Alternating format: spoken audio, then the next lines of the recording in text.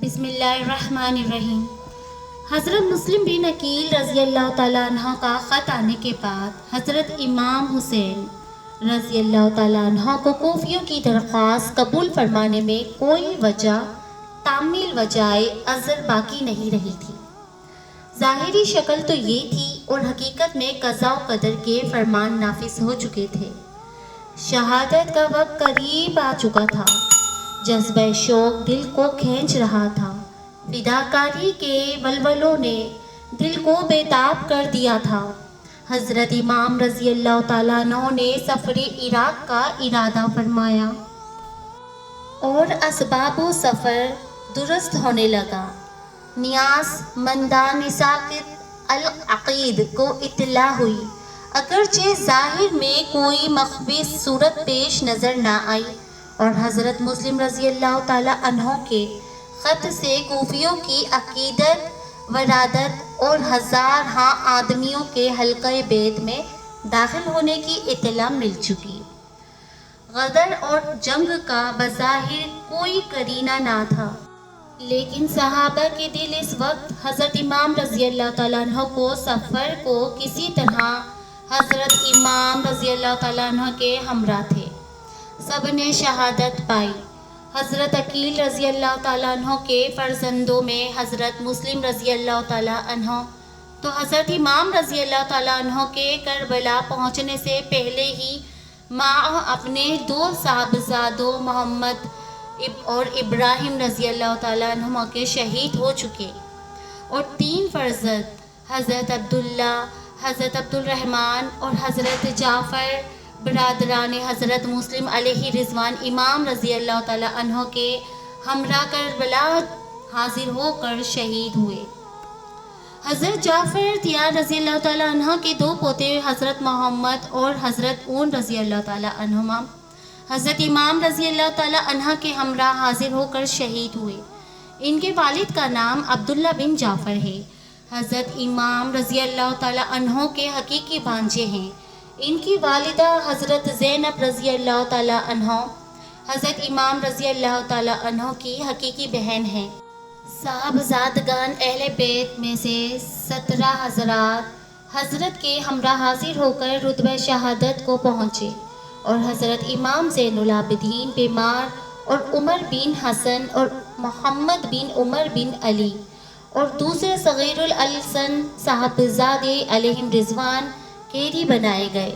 حضرت زینب رضی اللہ تعالیٰ عنہ حضرت امام رضی اللہ تعالیٰ عنہ کی حقیقی ہمشیرہ اور شہر بانو حضرت امام رضی اللہ تعالیٰ عنہ کی زوجہ، اور حضرت سکینہ رضی اللہ تعالیٰ عنہ حضرت امام رضی اللہ تعالیٰ عنہ کی دختر اور دوسری اہل بیت کی بیٹیاں ہمراہ تھیں۔ رضوان اللہ تعالیٰ عنہم اجمعین 12 موم گوارا نہ کرتے تھے، اور وہ حضرت امام رضی اللہ تعالیٰ عنہ سے اصرار کر رہے تھے کہ آپ اس سفر کو ملتوی فرمائیں، مگر حضرت امام رضی اللہ تعالیٰ عنہ کی یہ استدعا قبول فرمانے سے مجبور تھے، کیونکہ آپ کو خیال تھا کہ کوفیوں کی اتنی بڑی جماعت کا اس قدر اصرار اور ایسی التجاؤں کے ساتھ عرضہ اشتیں پذیرہ نہ فرمانا اہل بیت کی اخلاق کے شایع نہیں۔ اس کے علاوہ حضرت مسلم رضی اللہ تعالیٰ عنہ کے پہنچنے پر اہل کوفہ کی طرف سے کوئی کوتاہی نہ ہونا اور امام کی بیعت کے لیے شوق سے ہاتھ پھیلا دینا اور ہزاروں کوفیوں کا داخل حلقہ غلامی ہو جانا، اس پر بھی حضرت امام کا ان کی طرف سے اغماض فرمانا اور ان کی ایسی التجاؤں کو جو محض دینی پاسداری کے لیے ہے ٹھکرا دینا اور اس مسلمان قوم کی دل شکنی کرنا حضرت امام رضی اللہ تعالیٰ عنہ کو کسی طرح گوارا نہ ہوا۔ ادھر حضرت مسلم رضی اللہ تعالیٰ عنہ جیسے صفائے کیش کی استدعا کو بے التفاقی کی نظر سے دیکھا، اور ان کی درخواست تشریف آوری کو رد فرما دینا بھی حضرت امام پر بہت شاق تھا۔ یہ وجہ تھے جنہوں نے حضرت امام رضی اللہ تعالیٰ عنہ کو سفر عراق پر مجبور کیا، اور آپ کو اپنے حجازی عقیدت مندوں سے معذرت کرنا پڑی۔ حضرت ابن عباس اور حضرت ابن عمر اور حضرت جابر، حضرت ابو سعدی خدری اور حضرت ابو عقد اللزبی اور دوسرے صحابہ کرام رضوان اللہ تعالیٰ علیہ اجمعین آپ رضی اللہ تعالیٰ عنہ کو روکنے میں بہت مصر تھے، اور آخر تک وہ یہی کوشش کرتے رہیں کہ آپ مکہ مکرمہ سے تشریف نہ لے جائیں، لیکن یہ کوششیں کارآمد نہ ہوئی، اور حضرت امام علی مقام رضی اللہ تعالیٰ عنہ نے 3 ذی الحجہ 60 ہجری کو اپنے اہل بیت اور کل 82 نفوس کو ہمراہ لے کر راہ عراق اختیار کی۔ مکہ مکرمہ سے اہل بیت رسالت کا یہ چھوٹا سا قافلہ روانہ ہوتا ہے، اور دنیا سے سفر کرنے والے بیت اللہ حرام کا آخری طواف کر کے خانہ کعبہ کے پردوں سے لپٹ کر روتے رہے، اور ان گرم آہوں اور دل ہلا دینے والے نالوں نے مکہ مکرمہ کے باشندوں کے مغموم کر دیا۔ مکہ مکرمہ کا بچہ بچہ اہل بیت کے اس قافلے کو حرم شریف سے رخصت ہوتا دیکھ کر آبدیدہ اور مغموم ہو رہا تھا، مگر وہ جان بازوں کے میرے لشکر اور فداکاروں کا قافلہ سالار مردانہ ہمت کے ساتھ روانہ ہوئے۔ آسنائے راہ میں ذات عرق کے مقام پر بشیر ابن غالب اسدی بعزم مکہ مکرمہ کوفہ سے آتے ملے۔ حضرت امام رضی اللہ تعالیٰ عنہ نے ان سے اہل عراق کا حال دریافت کیا، عرض کیا کہ ان کے قلوب آپ کے ساتھ ہیں اور تلوار بنی امیہ کے ساتھ، اور خدا جو چاہتا ہے کرتا ہے۔ حضرت امام رضی اللہ تعالیٰ عنہ نے فرمایا، سچ ہے۔ بطن ذوالرمہ نام مقامے سے روانہ ہونے کے بعد عبداللہ بن متی سے ملاقات ہوئی۔ وہ حضرت امام رضی اللہ تعالیٰ عنہ کے بہت درپے ہوئے کہ آپ اس سفر کو ترک فرمائیے، اور اس میں انہوں نے اندیشہ ظاہر کیے کہ حضرت امام رضی اللہ تعالیٰ عنہ نے فرمایا، ہمیں وہی مصیبت پہنچ سکتی ہے جو خداوند عالم نے ہمارے لیے مقرر فرمائی ہے۔ راہ میں حضرت امام علی مقام رضی اللہ تعالیٰ عنہ کو کوفیوں کی بدعہدی اور حضرت مسلم کی شہادت کی خبر مل گئی۔ اس وقت آپ کی جماعت میں مختلف رائیں ہوئی، اور ایک مرتبہ آپ نے بھی واپسی کا قصد ظاہر فرمایا، لیکن بہت گفتگیوں کے بعد رائے یہی قرار پائی کہ سفر جاری رکھا جائے اور واپس کا خیال ترک کیا جائے۔ حضرت امام رضی اللہ تعالیٰ عنہ نے بھی اس مشورے سے اتفاق کیا اور قافلہ آگے چل دیا، یہاں تک کہ جب کوفہ 2 منزل رہ گیا تب آپ کو حر بن یزید رہائی ملا۔ حر کے ساتھ ابن زیاد کا 1000 ہتھیار بند سوار تھے۔ حر نے حضرت امام رضی اللہ تعالیٰ عنہ کی جناب میں عرض کی کہ کیا اس کو ابن زیاد نے آپ کی طرف بھیجا ہے اور حکم دیا ہے کہ آپ کو اس کے پاس لے کر چلے۔ حر نے یہ بھی ظاہر کیا کہ وہ مجبورانہ حال ناخواستہ آیا ہے، اور اس کو آپ کی خدمت میں جرات بہت ناپسند ناگوار ہے۔ حضرت امام رضی اللہ تعالیٰ عنہ نے حر سے فرمایا کہ میں اس شہر میں خود بخود نہ آیا، بلکہ مجھے بلانے کے لیے اہل کوفہ کے متواتر پیام کیے گئے اور لگاتار نامے پہنچتے رہے۔ اہل کوفہ، اگر تم اپنے عہد و بیت پر قائم ہو اور تمہیں اپنی زبانوں کا کچھ پاس ہو تو تمہارے شہر میں داخل ہو، ورنہ یہیں سے واپس چلا جاؤ۔ حر نے قسم کھا کر کہا کہ ہم کو اس کا کچھ علم نہیں ہے کہ آپ کے پاس التجا نامے اور قاصد بھیجے گئے ہیں، اور نہ آپ کو چھوڑ سکتا ہوں اور نہ واپس ہو سکتا ہے۔ حر کے دل میں خاندان نبوت اور اہل بیت کی عظمت ضرور تھی، اور اس نے نمازوں میں حضرت امام رضی اللہ تعالیٰ عنہ ہی کی اقتدار کی، لیکن وہ ابن زیاد کے حکم پر مجبور تھا۔ اس کو یہ اندیشہ بھی تھا کہ وہ حضرت امام رضی اللہ تعالیٰ عنہ کے ساتھ کوئی مراعات کرے تو ابن زیاد پر یہ بات ظاہر ہو کر رہے گی کہ 1160 ہے۔ ایسی صورت میں کسی بات کا چھپانا ممکن نہیں، اور اگر ابن زیاد کو معلوم ہوا کہ حضرت امام رضی اللہ تعالیٰ عنہ کے ساتھ ذرا بھی فروگداشت کی گئی ہے تو نہایت سختی کے ساتھ پیش آئے گا۔ اس اندیشہ اور خیال سے حر اپنی بات پر اڑا رہا، یہاں تک کہ حضرت امام رضی اللہ تعالیٰ عنہ کو کوفے کی راہ سے ہٹ کر کربلا میں نزول فرمانا پڑا۔ یہ محرم 61 ہجری کی دوسری تاریخ تھی۔ آپ نے اس مقام کا نام دریافت کیا تو معلوم ہوا کہ اس جگہ کو کربلا کہتے ہیں۔ حضرت امام کربلا سے واقف تھے اور آپ کو معلوم تھا کہ کربلا ہی وہ جگہ ہے جہاں اہل بیت رسالت کو راہ حق میں اپنے خون کی ندیاں بہانی ہوں گی۔ آپ کو انہیں دونوں میں حضور سید عالم صلی اللہ علیہ وآلہ وسلم کی زیارت ہوئی۔ حضور علیہ الصلوۃ والسلام نے آپ کو شہادت کی خبر دی اور آپ کے سینے مبارک پر دست اقدس رکھا اور رکھ کر دعا فرمائی۔ عجیب وقت ہے کہ سلطان دارین کے نور نظر کو صدہا تمناؤں سے مہمان بنا کر بلایا ہے۔ عرضیوں اور درخواستوں کے توڑ مار لگائے دیے ہیں۔ قاصدیوں اور پیامیوں کے روزمرہ ڈاک لگ گئی ہے۔ اہل کوفہ راتوں کو اپنے مقام میں امام کی تشریف آوری خواب میں دیکھتے ہیں اور خوشی سے پھولے نہیں سماتے۔ جماعتیں مدتوں تک صبح سے شام تک حجاز کی سڑک پر بیٹھ کر امام کی آمد کا انتظار کیا کرتی ہیں اور شام کو بادل معموم واپس جاتی ہے۔ لیکن جب وہ کریم مہمان اپنے کرم سے ان کی زمین میں ورد فرماتے ہیں تو انہی کوفیوں کا مسلح لشکر سامنے آتا ہے اور نہ شہر میں داخل ہونے دیتا ہے اور اپنے وطن ہی کو واپس تشریف لے جانے پر راضی ہوتا ہے۔ یہاں تک کہ اس معزز مہمان کو ماں اپنے اہل بیت کے کھلے میدان میں رخت اقامت ڈالنا پڑتا ہے اور دشمنان حیا کو غیرت نہیں آتی۔ دنیا میں ایسے معزز مہمان کے ساتھ ایسی بے حرمتی کا سلوک کبھی نہ ہوگا جو کوفیوں نے حضرت امام کے ساتھ کیا۔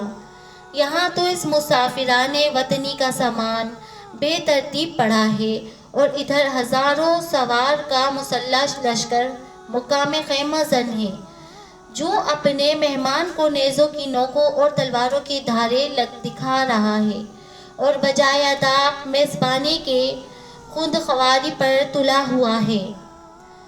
دریائے فرات کے قریب دونوں لشکر تھے اور دریائے فرات کا پانی دونوں لشکروں میں سے کسی کو سراب نہ کر سکا۔ امام کے لشکر کو تو اس کا ایک قطرہ پہنچنا ہی مشکل ہو گیا اور یزیدی لشکر جتنے آتے ان سب کو اہل بیت رسالت کے بے گناہ خون کی پیاس بڑھتی گئی۔ آب فرات سے ان کی تشنگی میں کوئی فرق نہ آیا۔ ابھی اطمینان سے بیٹھنے اور تکان دور کرنے کی صورت بھی نظر نہ آتی تھی۔ حضرت امام کی خدمت میں ابن زیاد کا ایک مکتوب پہنچا جس میں اس نے حضرت امام سے یزید ناپاک کی بیعت طلب کی تھی۔ حضرت امام نے وہ خط پڑھ کر ڈال دیا جو اس قاصد سے کہا کہ میرے پاس اس کا جواب نہیں۔ ستم یہ ہے کہ بلایا تو جاتا ہے خود بیعت ہونے کے لیے اور جب وہ کریم بادیا پیمائی کی مشقتیں برداشت فرما کر تشریف لے آتے ہیں تو ان کو یزید جیسے عیب مجسم شخص کی بیعت پر مجبور کیا جاتا ہے جس کی بیعت کو کوئی بھی واقف حال دیندار آدمی گوارا نہیں کر سکتا تھا، نہ وہ بیعت کسی طرح جائز تھی۔ امام کو ان بے حیاؤں کی اس جرات پر حیرت تھی اور اس لیے آپ نے فرمایا کہ میرے پاس اس کا کچھ جواب نہیں۔ اس سے ابن زیاد کا تیش اور زیادہ ہو گیا۔ اس نے مزید اسا کروا افواج ترتیب دیے۔ ان لشکروں پہ سپہ سالار عمر بن سعد کو بنایا جو اس زمانے میں ملک رے کا والی یعنی کہ گورنر تھا۔ رے خراساں کا ایک شہر ہے جو آج کل ایران کا دارالسلطنت اور اس کو تہران کہتے ہیں۔ ستمے شعر محاربین سب کے سب حضرت امام کی عظمت و فضیلت کو خوب جانتے پہچانتے تھے اور آپ کی جلالت و مرتبت کا ہر دل مسرت تھا۔ اس وجہ سے ابن سعد نے حضرت امام رضی اللہ تعالیٰ عنہ کے مقابلے سے گریز کرنی چاہی اور پہلو تھی کہ وہ چاہتا تھا کہ حضرت امام رضی اللہ تعالیٰ عنہ کے خون کے الزام سے وہ بچا رہے، مگر ابن زیاد نے مجبور کیا۔ اب دو ہی صورتیں ہیں، یا تو اس کی حکومت سے دستے برادرہ ہوں نہ امام سے مقابلہ کیا جائے۔ دینوی حکومت کے لالچ نے اس کو جنگ پر آمادہ کر دیا، جس کو اس وقت وہ ناگوار سمجھتا تھا اور جس کے تصور سے اس کا دل کانپتا تھا۔ آخر کار ابن سعد وہ تمام عصا کے افواج لے کر حضرت امام کے مقابلے کے لیے روانہ ہوا، اور ابن زیاد بدنہاد فہم متواتر کمک پر کمک بھیجتا رہا، یہاں تک کہ عمر بن سعد کے پاس 22,000 سوار پیادہ جمع ہو گئے۔ اس نے اس جمعیت کے ساتھ کربلا میں پہنچ کر فرات کے کنارے پڑاؤ کیا اور اپنا مرکز قائم کیا۔ حیرت ناک بات ہے کہ دنیا کے کسی جنگ میں اس کی مثال نہیں ملتی کہ کھلے پیاسی تو آدمی، ان میں بیویاں بھی تھیں، بچے بھی، بیمار بھی، پھر وہ بھی 12 عدہ جنگ نہیں آتے تھے اور انتظام حرب کافی نہ رکھتے تھے۔ ان کے لیے 22,000 جرار فوج بھیجی گئی۔ آخر وہ ان 82 نفوس مقدسہ کو اپنے خیال میں کیا سمجھتے تھے، اور ان کی شجاعت و بساط کے کیسے کیسے مناظر ان کی آنکھوں نے دیکھے تھے، کہ اس چھوٹی سی جماعت کے لیے دگنی چگنی 10 گنی تو کیا 100 گنی تعداد بھی کافی نہ سمجھا۔ بے اندازہ لشکر بھیج دیے، فوجوں کے پہاڑ لگا ڈالے۔ اس پر بھی دل خوف زدہ ہے اور جنگ آزماؤ دلداروں کے حوصلے پست ہے۔ وہ سمجھتے ہیں کہ شاعران حق کے حملے کی تاب لانا مشکل ہے۔ مجبوراً یہ تدبیر کرنا پڑی کہ لشکر امام پر پانی بند کیا جائے۔ پیاس کی شدت اور گرمی کی حدت سے کنواں مسمحل ہو جائیں گے اور ضعیف انتہا کو پہنچ چکے، تب جنگ شروع کی جائے۔ اہل بیت کرام رضی اللہ تعالیٰ عنہم پر پانی بند کرنے اور ان کے خون کے دریا بہانے کے لیے بے غیرتی سے سامنے آنے والوں میں زیادہ تعداد انہی بے حیاؤں کی تھی جنہوں نے حضرت امام رضی اللہ تعالیٰ عنہ کو صدہاتھ درخواستیں بھیج کر بلایا تھا، اور مسلم بن عقیل رضی اللہ تعالیٰ عنہ کے ہاتھ پر حضرت امام کی بیعت کی تھی۔ مگر آج دشمنان حمیت و غیرت کو نہ اپنے عہد و بیت کا پاس تھا، نہ اپنی دعوت و میزبانی کا لحاظ۔ فرات کا بے حساب پانی ان سیاہ باطنوں نے خاندان رسالت پر بند کر دیا تھا۔ اہل بیت کے چھوٹے چھوٹے خروسال فاطمی چمن کے نونہال خشک لب پر تشنہ ہان تھے۔ نادان بچے ایک ایک قطرے کے لیے تڑپ رہے تھے۔ نور کی تصویریں پیاس کی شدت میں دم توڑ رہی تھی۔ بیماروں کے لیے دریا کا کنارہ بیابان بنا ہوا تھا۔ آل رسول کو لب آب پانی میسر نہ آتا تھا، تیمم سے نمازیں پڑھنی پڑتی تھی۔ اس طرح بے آب و دانہ 3 دن گزر گئے۔ چھوٹے چھوٹے بچے اور بیویاں سب بھوک پیاس سے بے تاب و تواہ ہو گئیں۔ اس معرکہ ظلم و ستم میں اگر رستم بھی ہوتا تو اس کے حوصلے پست ہو جاتے اور سر نیاز جھکا دیتا، مگر فرزند رسول صلی اللہ علیہ وآلہ وسلم کو مصائب کا ہجوم جگہ سے نہ ہٹا سکا اور ان کی عزم و استقلال میں فرق نہ آیا۔ حق و صداقت کا حامی مصیبتوں کا بھیانک گھٹاؤں سے نہ ڈرا اور طوفان بلا کے سیلاب سے اس کے پائے ثبات میں جنبش بھی نہ ہوئی۔ دین کے شدائی دنیا کی آفتوں کو خیال میں نہ لایا۔ 10 محرم تک یہی بحث رہی کہ حضرت امام رضی اللہ تعالیٰ عنہ یزید کی بیعت کر لیں۔ اگر آپ یزید کی بیعت کرتے تو وہ تمام لشکر آپ کے جلووں میں ہوتا، آپ کا کمال اکرام و احترام کیا جاتا، خزانوں کے منہ کھول دیے جاتے اور دولت دنیا قدموں پر لٹا دی جاتی۔ مگر جس کا دل حب دنیا سے خالی ہو اور دنیا کی بے ثباتی کا راز جس پر منکشف ہو، وہ اس تسلم پر کب مفتون ہوتا ہے جس کی آنکھ نے حقیقی حسن کے جلوے دیکھے ہوں، وہ نمائشی رنگ و روپ پر کیا نظر ڈالے۔ حضرت امام رضی اللہ تعالیٰ عنہ نے راحت دنیا کے منہ پر ٹھوکر مار دی اور راہ حق میں پہنچنے والی مصیبتوں کا خوش دلی سے خیر مقدم کیا، اور باوجود اس قدر آفتوں اور بلاؤں کے ناجائز بیعت کا خیال اپنے قلب مبارک میں آنے نہ دیا، اور مسلمان کو تباہی و بربادی گوارا نہ فرمائی۔ اپنا گھر لوٹانا اور اپنے خون بہانا منظور کیا، مگر اسلام کی عزت میں فرق آنا برداشت نہ ہو سکا۔ جب کسی طرح مشکل مصالحت پیدا نہ ہوئی اور کسی شکل میں جفا شعار قوم صلح کی طرف مائل نہ ہوئی اور تمام صورتوں میں ان کے سامنے پیش کر دی گئی، لیکن دشتگان خون اہل بیت کسی بات پر راضی نہ ہوئے اور حضرت امام رضی اللہ تعالیٰ عنہ کو یقین ہو گیا کہ اب کوئی شکل خلاص کے باقی نہیں ہے، نہ یہ شہر میں داخل ہونے دیتے ہیں، نہ واپس جانے دیتے ہیں، نہ ملک چھوڑنے پر ان کو تسلی ہوتی ہے۔ وہ جان کے خواہاں ہیں اور اب اس جنگ کو دفع کرنے کا کوئی طریقہ باقی نہ رہا۔ اس وقت حضرت امام رضی اللہ تعالیٰ عنہ نے اپنے قیام گاہ کے گرد ایک خندق کھودنے کا حکم دیا۔ خندق کھودی گئی اور اس کے صرف ایک راہ رکھی گئی ہے جہاں سے نکل کر دشمنوں سے مقابلہ کیا جائے۔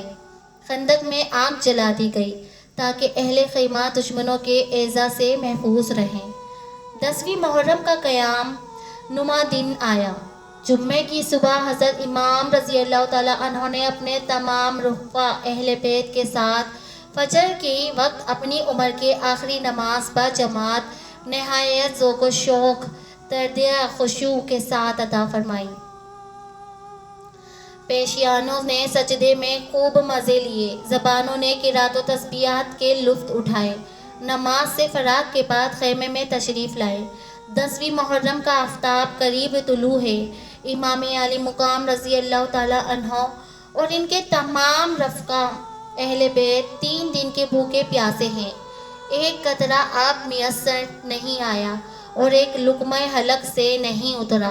بھوک پیاس سے جس قدر ضعف و توانائی کا غلبہ ہو جاتا، اس کا وہی لوگ کچھ اندازہ کر سکتے ہیں جنہیں کبھی 2-3 وقت کا فاقہ کی بھی نوبت آئی ہو۔ حضرت امام رضی اللہ تعالیٰ عنہ نے عرصہ کارزاز میں تشریف فرما کر ایک خطبہ فرمایا جس میں بیان فرمایا، خون ناحق حرام اور غصب الہی عز و جل کا موجب ہے۔ میں تمہیں آگاہ کرتا ہوں کہ تم اس گناہ میں مبتلا نہ ہو۔ میں نے کسی کو قتل نہیں کیا ہے، کسی کا گھر نہیں جلایا، کسی پر حملہ آور نہیں ہوا۔ اگر تم اپنے شہر میں میرا آنا نہیں چاہتے تو مجھے واپس جانے دو۔ تم سے کسی چیز کا طلبگار نہیں، تمہارے در پہ آزاد نہیں۔ تم کیوں میری جان کے در پہ ہو؟ اور تم کس طرح میرے خون کے الزام سے بری ہو سکتے ہو؟ روز محشر تمہارے پاس میرے خون کا کیا جواب ہوگا؟ اپنا انجام سوچو اور اپنی عاقبت پر نظر ڈالو، پھر یہ بھی سمجھو کہ میں کون اور بارگاہ رسالت میں کس چشم کرم کا منظور نظر ہوں۔ میرے والد کون ہیں؟ میری والدہ کس لخت جگر ہیں؟ میں انہیں بطول زہرا کا نودیدہ ہوں جن کے پل صراط پر گزرتے وقت عرش سے ندا کی جائے گی کہ اے اہل محشر، سر جھکاؤ اور آنکھیں بند کرو کہ حضرت فاطمہ خاتون جنت رضی اللہ تعالیٰ عنہا پل صراط سے 70,000 حوروں کو رکاب سعادت میں لے کر گزرنے والی ہیں۔ میں وہی ہوں جس کی محبت کو سرور عالم علیہ الصلوۃ والسلام نے اپنی محبت فرمایا ہے۔ میرے فضائل تمہیں خوب معلوم ہے۔ میرے حق میں جو احادیث وارد ہوئی ہیں اس سے تم بے خبر نہیں ہو۔ اس کا جواب یہ دیا گیا کہ آپ کے تمام فضائل ہمیں معلوم ہیں، مگر اس وقت یہ مسئلہ زیر بحث نہیں ہے۔ آپ جنگ کے لیے کسی کو میدان میں بھیجیے اور گفتگو ختم فرمائیے۔ حضرت امام رضی اللہ تعالیٰ عنہ نے فرمایا کہ میں حجت ختم کرنا چاہتا ہوں تاکہ اس جنگ کو دفع کرنے کی تدابیر میں سے میری طرف سے کوئی تدابیر نہ رہ جائے، اور جب تم مجبور کرتے ہو تو مجبوری و ناچاری مجھ کو تلوار اٹھانا ہی پڑے گی۔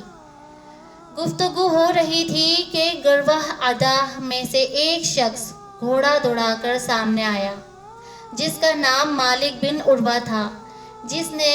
اس نے دیکھا کہ لشکر امام کے خدہ خندق میں آگ جل رہی ہے اور شعلے بلند ہو رہے ہیں۔